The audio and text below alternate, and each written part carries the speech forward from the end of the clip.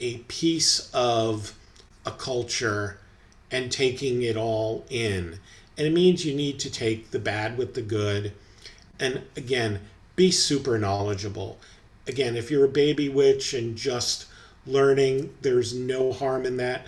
I know many witches and pagans who started on their path when they were adults or later in life versus being born into a family that where they're second, third generation. Just ignorant, but ignorance isn't an excuse. Oh, I didn't know what this meant.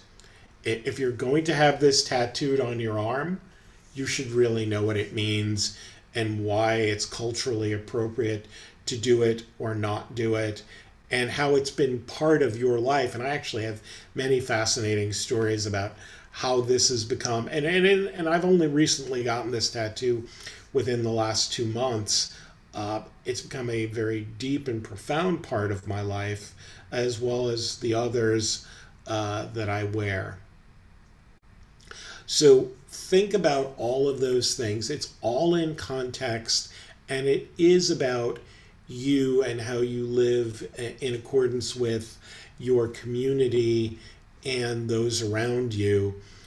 And you're not looking to avoid offending people, but you shouldn't be going out of your way to say, hey, I've adopted this, or I do this to not offend or offend anyone.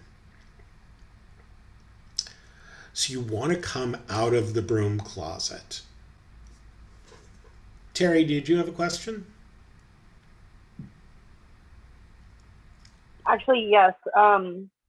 This kind of falls into something that I was talking about earlier. I am, I guess, an elder of my group. I don't really have we don't have leaders. We just sort of like switch off, and like whoever is hosting, that's who is the high priestess for the night. And but we're a teaching circle, so I take in a lot of new people. And what piece of advice would you give someone who is new and is kind of afraid to share with people that they've chosen this path? I don't really know what to tell them because I've never felt that way. I've always been like, I'll scream it from the rooftops. It doesn't bother me. You can come at me however. So I don't know how to help them. Good question. Good question. I'm going to go through some of those things on over the next couple of slides. So if I don't cover or touch on something, just call it out. So the Okay. first thing that I would offer to them is to do your shadow work. Know what the things are that bother you about coming out or sharing something. If you're not a big sharer, excuse me, then think about what makes you comfortable about sharing personal things. I have a fear of spiders. I have a fear of mirrors, whatever it is. I don't know how the people in my life are going to respond to this. So before you start discussing it with them, think about that. And it is always your choice of what you do. You are not obligated to show them something, because as soon as you say you're a witch, and depending on who they are, what their background is, great, show me some magic. Make a birthday cake appear. Well, that's not how witchcraft works or magic works. And walk them through how we do energy working, because their beliefs are covered by what they are colored by what they know, what they've grown up with, um, or they become curious and say, well, do something for me, or they don't want to admit it, but well, I am curious, and what are you going to do? Make those decisions internally, write it down. I highly recommend for everybody, no matter what you're doing in any form of life, journal. And it doesn't have to be fancy or expensive. It can be the cheapest notebook that you can find and a disposable pen. You don't need fancy. If you want to, great, but journal, write it out. What are you feeling? What did I do today? What did I learn today? What do I think people, my parents, my siblings, significant others, friends, the people who live next door to me are going to say, if they walk in and see blessed be, a pentacle, a witch lives here. And some people will laugh it off as a joke. All of those things. And know whether you want to do it fast or slow. You're going to know those people and know yourself really, really well. Or you should know them well enough if you're going to share it with them. It's like, hey, sis, I need to tell you something.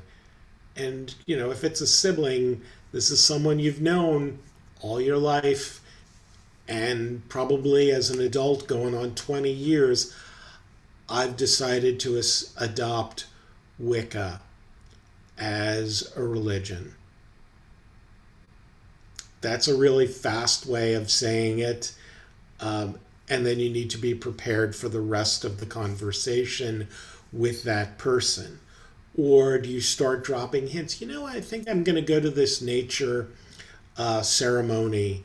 You know how I've been lighting candles and, redecorating my place? And you've noticed I've changed some of the things that I wear. I'd like to talk to you about something. Having one foot in and one foot out, I will give you Lawrence's personal opinion, do what you want, is a really bad idea. It becomes, people aren't sure if you're serious, they don't know what it really means, and why you would be doing this on any given day. But it does, and it also affects your lifestyle, right? As pagans, we're recycling. I get greased like, why do you compost everything? Because I want to return the things to the earth. I don't want waste. I look for things that are ecologically friendly. I bring my own bags to the grocery store. I actually get a lot of questions about these pull-tie bags that I brought for vegetables. So I'm not using 100 plastic bags every week when I buy vegetables. I'm a big white guy. I'm 6'1", and lift weights. You're a vegetarian? Really? I mean, you get all kinds of interesting questions about lifestyle. So as you come out of the broom closet and you start to think about it, think about those things that you want to share. And one of the other things is you have to be ready for the, okay, you're a pagan. Great. Where are we going for lunch? And you're all prepared to have this really in-depth conversation. Maybe they don't want to. Maybe it's because they really don't care. They're uncomfortable at the moment, and you need to give them their space and acknowledge that they need it. Or I find that some people are very a-religious or uninterested in those things, or they just don't want to talk about them. Be prepared for that, because I know you spent, as we all do, we're as witches, we're big preparers. We do our rituals. We spend a week thinking about how we want to do this and who we're going to approach. And the big moment comes and they go, oh, well, that's kind of cool. Let's go to the movies. So think about those things.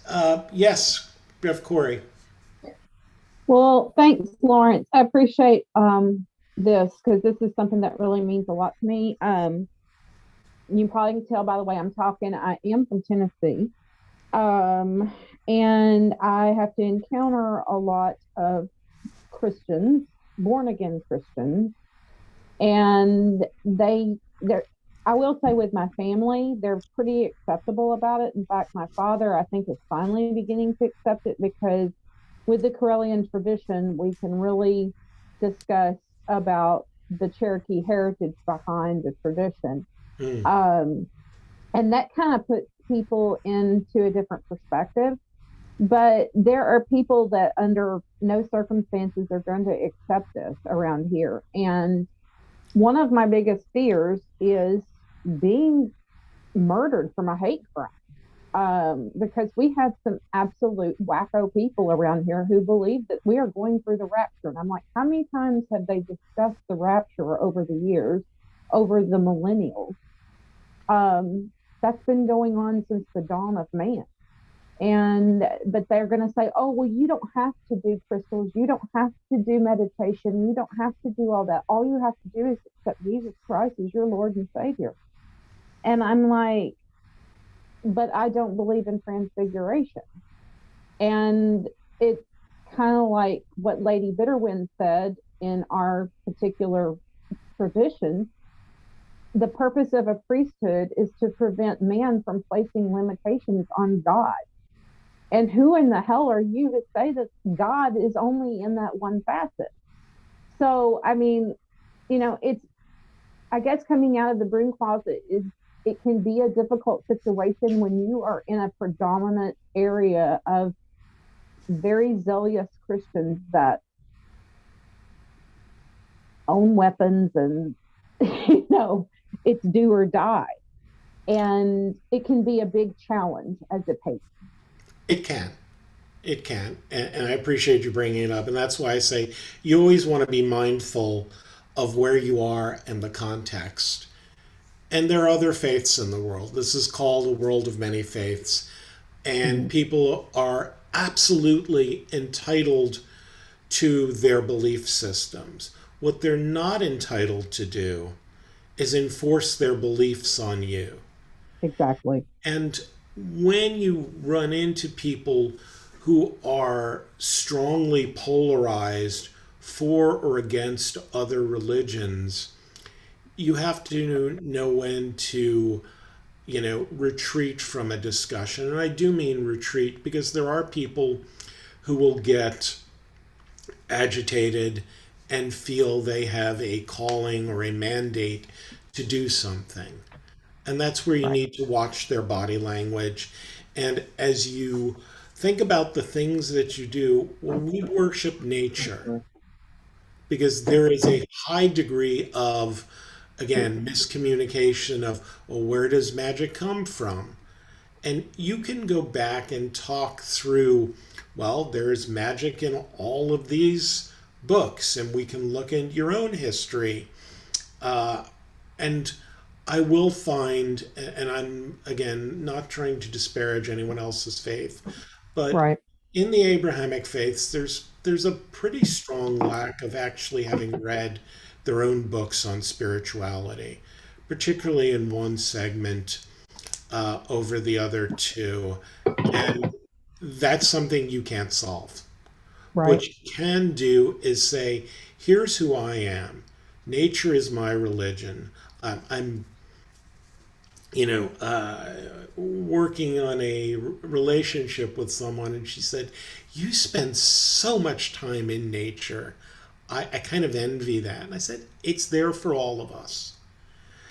And, Hmm. one of the things that people also get into, and again, just changing mindset or putting something out there with humor or with not, sort of derails a lot of the, I know you do this. Well, did you know that in most pagan Wiccan traditions, we have something called a year and a day?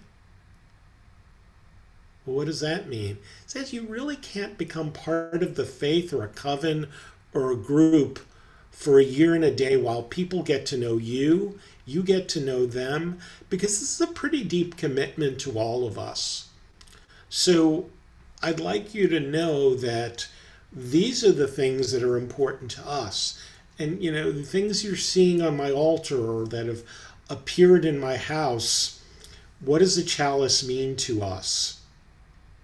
Explaining a little bit of the divine feminine. And you will find some, as we say, some sparkling misogyny, right? When it's not out and out hatred of, well, you're in this place. Well, no, men and women. And in fact, if you look at most pagan groups, and even if I look, and again, I'm not an expert in the Corellian tradition, we've got a really high degree of female clergy, and you don't find that in other faiths. That makes Right. people uncomfortable. And that's unfortunate for them. And sharing with my brothers, sisters, and non-binary spiritual friends, I'm all good with that, and I'm at peace with it. For some people, it's hard. Oh, I have crystals. Great. Doesn't make you a witch, but I gotta ask, why do you Right. burn incense and have them? Sabbats and moons. Talking about the moon and showing, if you follow me on Facebook, you see a lot of pictures of the moon, and a lot of see a lot of pictures of water, and maybe too many close-ups of trees. This is actually some moss growing on some bricks nearby. Put out a lot of pictures of that. Is that what you worship? Do you worship the moss? No, I worship the balance in there, and explaining the difference between that you can be a witch and not a pagan, or a pagan and not a witch, though that's, the being a witch and not a pagan is maybe less common. But explaining the background of the symbology is a way to engage people and answer some questions. I So try to look at it. I was going to say, I try to look at it as a way to show the balance of nature, and just showing that, like say the Tao is, there's ways that you're talking about. You don't worship the moth. You actually worship the source of where all of that comes from. Yep. And, I try to put that into perspective to some people who do ask questions. But I went to lunch with one of my best friends going back nearly 30 years back, a couple years ago. And she was in tears in the restaurant. And she goes, "Do you not believe in Jesus?" I said, "Well, yeah, I believe that Jesus existed. Do I believe that he was transfigured? I think we're all transfigured. We all live across multiple lifetimes. I just don't believe that there was this higher power that created him in a virgin womb." And, it's a different belief set. And that was the only way I could explain things to her. And she still believed that I was going to go to this fictitious place in the afterlife. And So, it's tough, right? yeah. These are core beliefs for a lot of people that have been inculcated to them since they were very small. And they have, however they feel about their faith, they probably have some really deep memories, because we do live in an Abrahamic society where you talk about, and I think I've got the link in here about, privilege based on some faiths where we have a national holiday that people take off, and it's the most normal thing. And they probably have wonderful memories for the most part of that holiday, and maybe 3 or 4 holidays during the year where family gets together, they get gifts, they eat a lot of good food, maybe they get to hang out with relatives that they only see once in a while, or in rare occasions. So it's tough. So you've got to know your audience when you're speaking. And when you talk about audience, switching to the workplace, you have certain rights in the U.S. And again, this is U.S. centric. I am not an HR professional, but I have done some research here, and I'm sharing some things with you. Title VII, which you can go to the link and read, a very long document that talks about religions being protected classes. And it outlines that those are protected classes not just for well-known faiths like Hinduism, Christianity, Islam, but any sincerely held religious, ethical, or moral belief. So if you're agnostic or an atheist, those beliefs are also protected under this as well. And it defines what harassment is, what discrimination is. And by the way, every state has their own nuances. So if you're an employer or you have employees that live in California, Michigan, the Commonwealth of Massachusetts, and other places, there are slightly different rules, laws, and obligations that you as an employer have, or as a supervisor, whatever level that happens to be, to those employees, and vice versa. The government requires reasonable adjustments and accommodations for sincerely held beliefs. So if you have an upcoming Samhain ritual celebration that you really want to come to, and your boss says, hey, I need you to work this day, and you tell them, well, it's Samhain, and they ask you what that is, and you try to explain to them the day before, that's a really hard call, and you're putting a big burden on them because you've never disclosed to them that you have any of these beliefs or feelings or rituals that you do. And it doesn't mean that you need to overshare or you put it on an HR form, but if you do talk about it openly and in the correct context, they are required to give you a reasonable accommodation.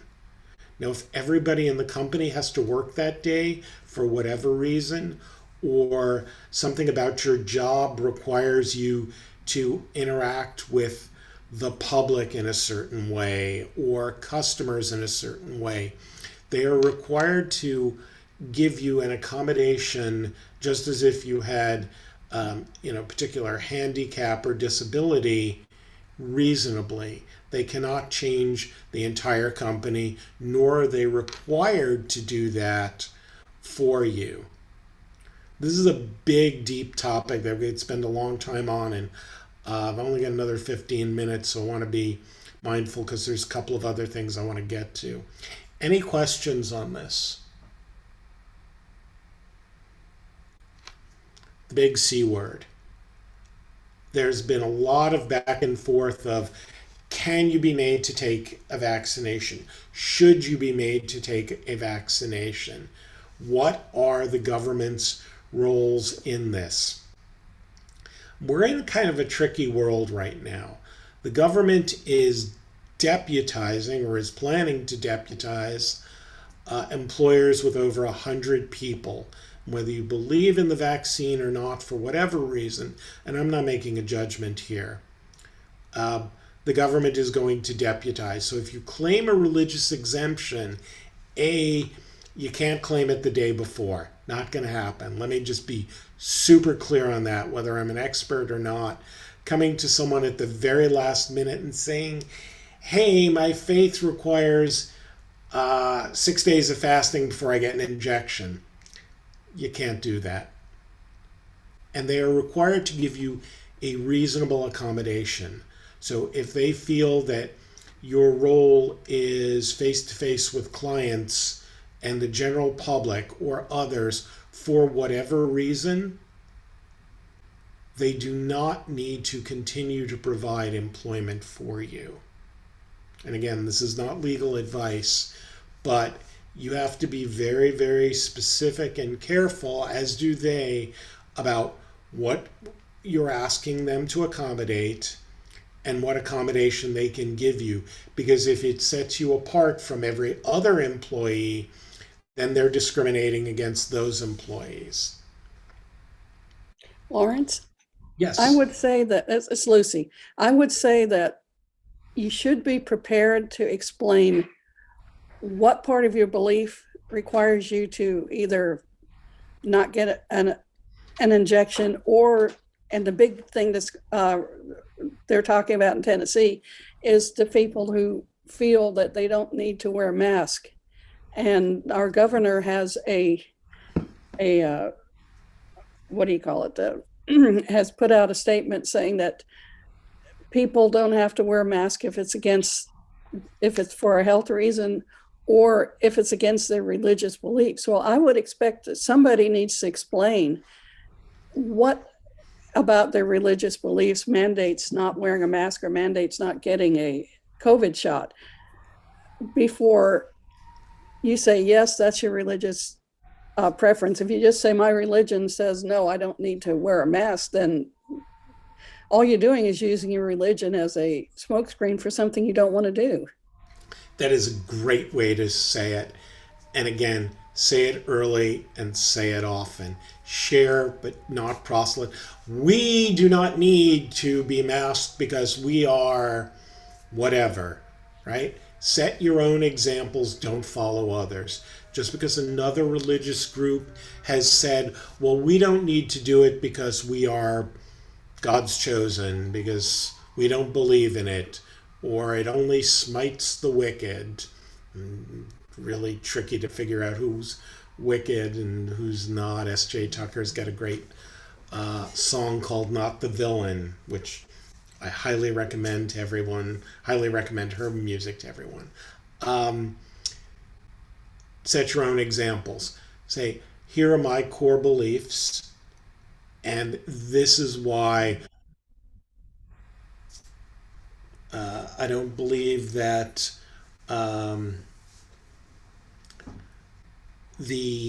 your faith is not required to do that.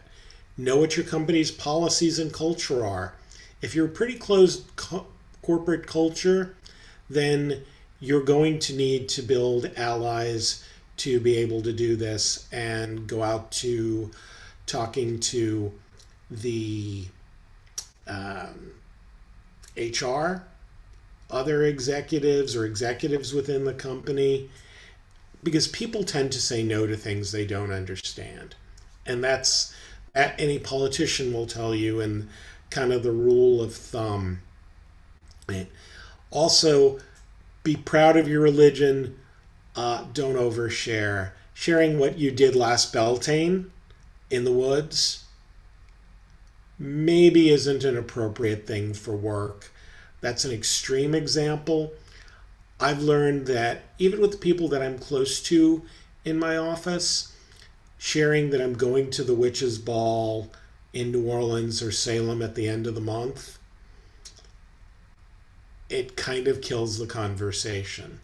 So they're open and accepting of who I am as a pagan, but people don't want to know more than that. So just some things to think about. As you're talking through this, there is conflict. Don't avoid it, because at some point it will come back to you. Now, that doesn't mean you need to actively butt heads, but address it, whether it's friends, family, or others. You don't need to be right all the time. And while someone may come and say, look, my faith has done this, and you go, I can point to this many years of this wrongdoing, of misogyny, of atrocities, it's a losing conversation. Focus on the facts, focus on who you are and your beliefs. Don't stonewall. And to Rev Corey's point earlier, watch the body language.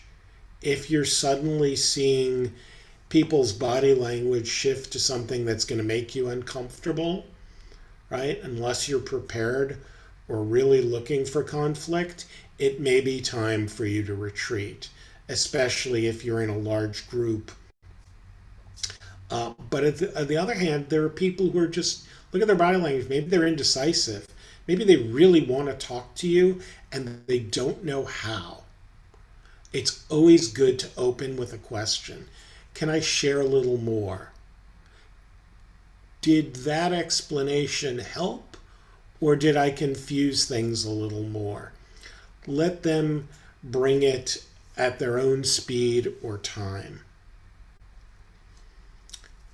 So talking to friends and family, and I think this comes back to an earlier question.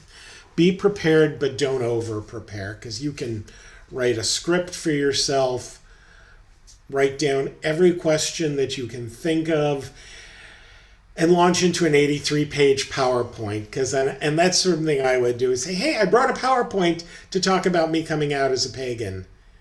And your family or friends, you know them best. Some of them may chuckle and go, oh, that's Lawrence.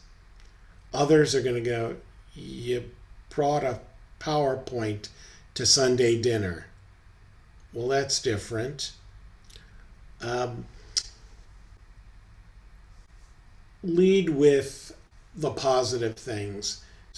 Generally, and this is generally in anywhere, starting with I don't worship the devil, I guarantee the only word that they're going to hear in that sentence is devil.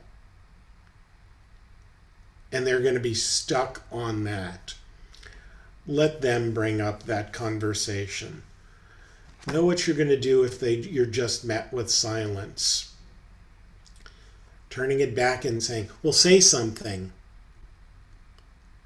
You know how they've reacted to other news over the years, good, bad, or indifferent.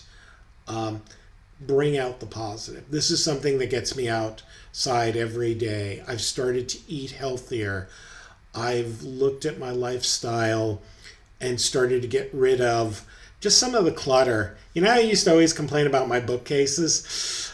I cleaned them up. I've started dusting every day. You may be the first pagan that they've known that they've met. Everybody's probably met and knows lots of pagans in their life, but a lot of us are still in the broom closet. And that very, very often means that when you say, hey, I'm a witch, is met with, really? Or, wait a minute. You may be the first one that they've ever seen sort of live and in living color. And that's a conversation you need to consider what their frame of mind is. And does this mean you're going to go live in a coven? Are you going to move to California or Idaho or someplace? Understand what they're feeling. And I'm not saying it's only about their feelings, but if you can be empathetic with some of the questions that are coming up or may come up, you will absolutely need to know how they're going to answer. Partners. This first one, it sounds funny and everybody chuckles, but this came up about a year ago in one of these sessions that I did, is that a younger pagan woman had her boyfriend just stop and say, are my feelings for you real, or did you make me love you? And she was shattered. I mean, she really liked this guy. It is something, again, that people see in popular culture. Be in the now when you're talking to them. Set the mood with intention. I want this to be something that we as a couple are going to discuss, because this is intrinsic to our relationship and I want it to be a long-term relationship. And you might be surprised. They go, wow, that's really cool. I want to know more. The woman that I'm flirting with right now is Hindu and absolutely very, very interested. You also have to acknowledge that there may be I can't deal with this. All I've heard are negative things for the last 30 years of my life. I'm out. Bye. And how you will feel about that. So the last point is setting aside space in your space for their space. Understand that you may or may not want them to become pagan. You may be very accepting of their beliefs or their non-beliefs.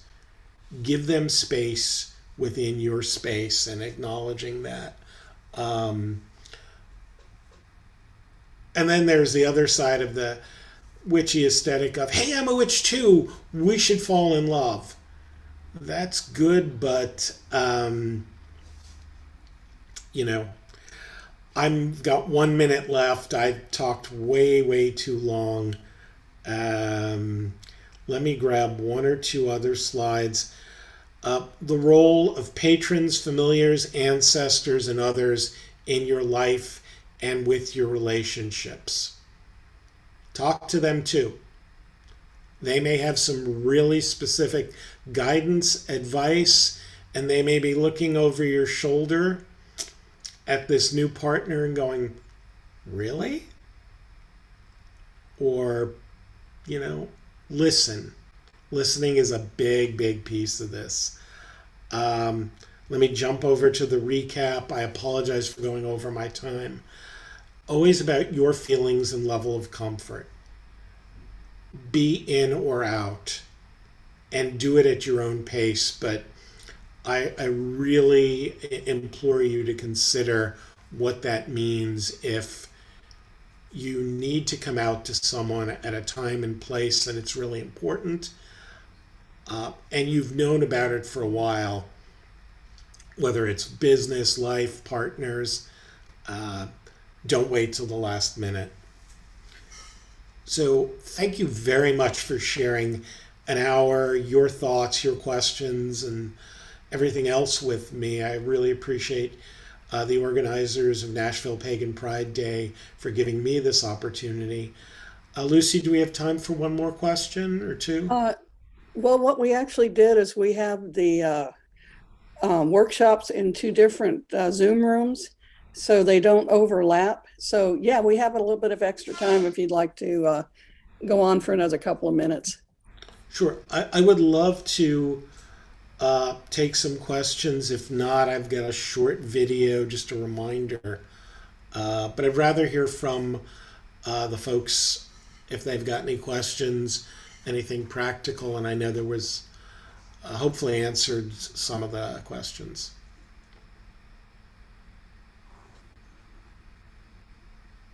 I'm not sure if mine is a question or an observation. Go for it. I just want to remind people to also be respectful on the opposite end of the flip side of the situation. For example, our store caters to every path. We have, Norse, Native American, Greek, and there's Christian iconography in there too. We carry everything from the Satanist Bible to the real Bible. And a lot of people don't like that. A lot of people don't like the Christian iconography in the store. One guy, it was at Christmas. Most of the time I try to play, at Christmas time, we try to play the Yule type music, and sometimes we'll play traditional Christmas music. And a guy was really upset and belligerent that Bing Crosby was singing in what he called a pagan store. Interesting. And we say we're Episcopagan. So I've never heard that. I like that. So, you have to, if you want someone to listen to you, and I'm not saying you have to listen to proselytizing, but you have to also be respectful to other people. You do. You have to listen and be mindful that people have their own beliefs, and it's not on us to enforce them, just as we don't want them enforcing on others. Thank you for sharing that story. Yeah. Just a off-the-wall comment. I was raised Roman Catholic. Then in college, I got in with the full gospel speaking in tongues for 18 years. And I've been a pagan for just shy of 30 years. And I'm not mad at Christians. Most of my family is still Christian, and they have their beliefs. I have my beliefs. Let's just get along. And yes, I love Christmas music. Christmas music, that's probably, well, I grew up Jewish, so Christmas music just plays something different. But I think as long as we're all praying together, it doesn't matter to whom you're praying. That may be a hard belief, but I think it works as opening up the conversation and the vista for everyone. Any other questions?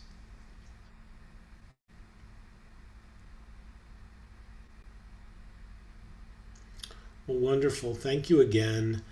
I hope you enjoy the rest of this wonderful Pagan Pride Festival, and blessed be. Well, Lawrence, thank you so much for presenting for us. It was awesome. Thank you.